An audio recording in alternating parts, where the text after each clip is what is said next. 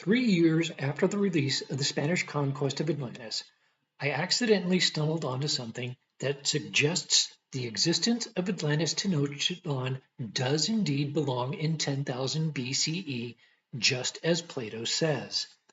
I'll be talking about the theory of lost high-tech in ancient megalithic stonework and how it validates Plato and the Spanish conquest of Atlantis.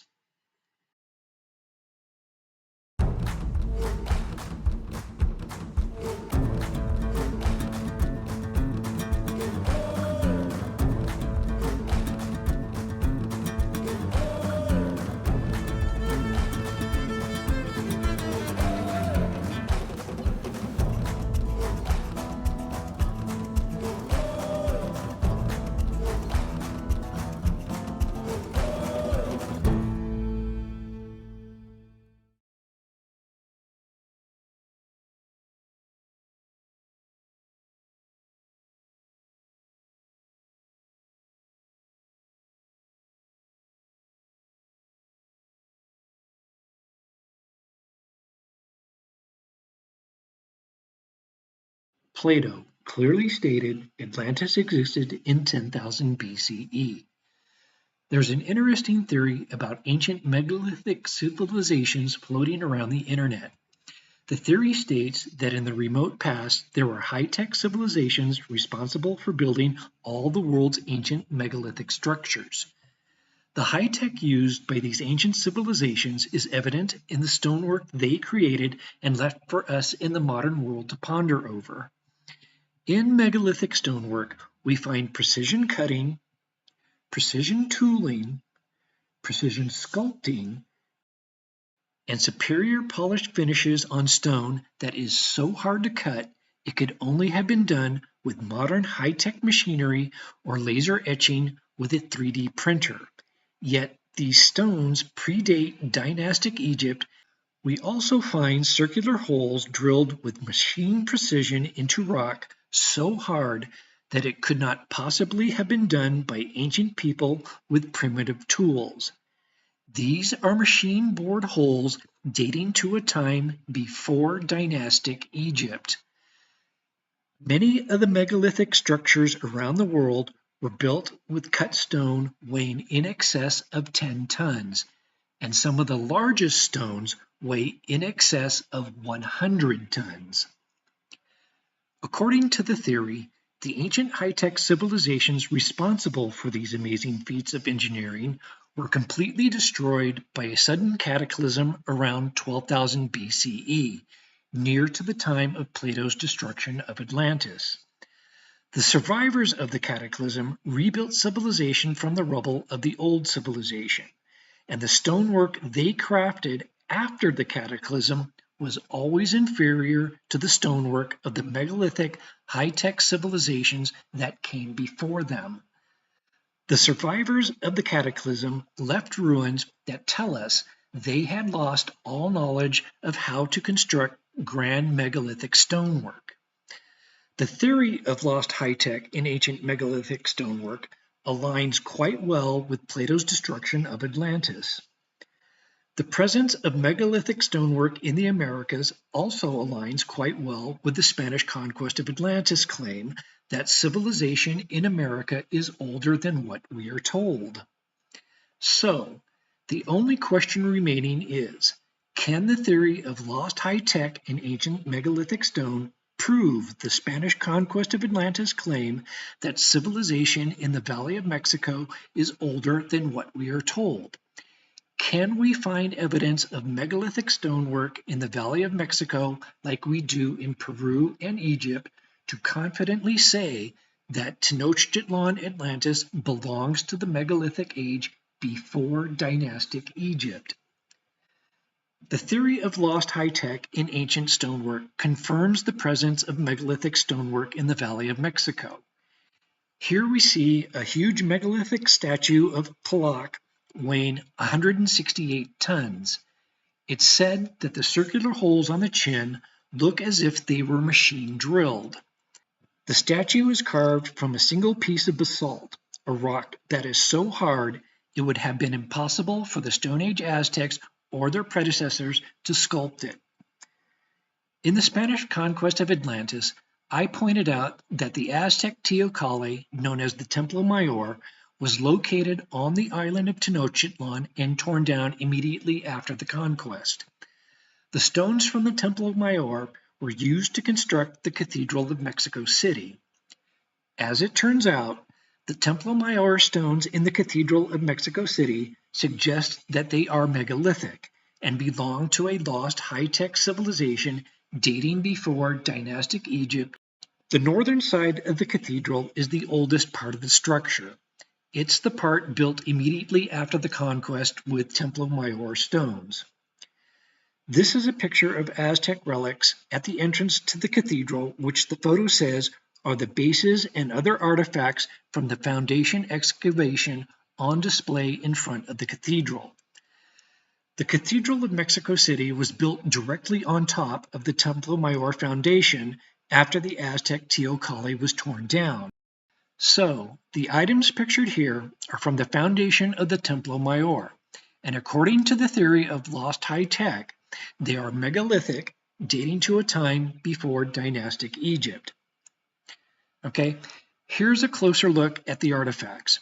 Notice the precision cutting of the stones, the precision of the straight octagonal edges and the flat surfaces on the top. Also notice the grooves cut into the side. They look like they were machine tooled. They're hard to tell from modern stone masonry, but they are in fact ancient pre-Columbian items from the Templo Mayor. The Aztecs were a Stone Age culture. The only metals they knew how to work were gold and silver, and both of those metals are very soft and very unsuitable for working hard stone. So, it would be extremely difficult for them, if not outright impossible, to work stones with such fine workmanship as we see here. Inside the cathedral, there are a few signs of megalithic stonework present, but not many. Take a close look at this picture. Notice the yellow stained glass window on the right. Now look above the window on the left. There's an oddly shaped stone on the right that's wedged into 3 smaller squarish blocks to the left of it. All 4 stones look oddly out of place with the rest of the surrounding stonework. I'm not sure if it's modern or pre-Columbian. I'm certainly not an expert at determining this, but the large odd-shaped stone on the right certainly resembles megalithic stones like we see in Inca Peru. Here's another odd bit of stonework inside the cathedral. Here again, we see this strangely joined section of wall just to the left of the picture. Again, we see a style of stonework that resembles what we see in South America. Now, take a look at the door frame on the left.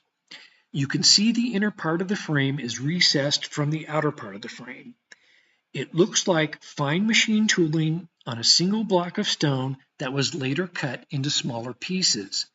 Again, I'm not sure if all of this is modern, but it certainly has all the characteristics of being ancient megalithic stonework.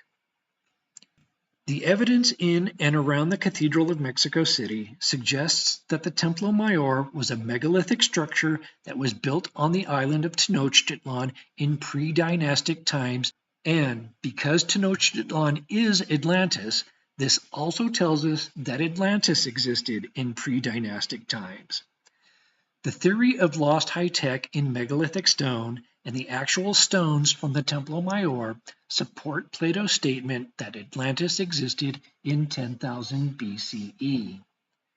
Shortly after the conquest, the Templo Mayor was at the center of a court case that saw prominent members of the former Aztec government testify about the age of the Templo Mayor. The case occurred before Aztec books were burned, and they brought their record books for the court to examine. The Aztecs showed the court that the Templo Mayor was over 1,000 years old when Cortez arrived to Mexico in 1519. The megalithic Templo Mayor stones found in and around the Cathedral of Mexico City prove the Aztecs were telling the truth when they testified in court about the age of the Templo Mayor.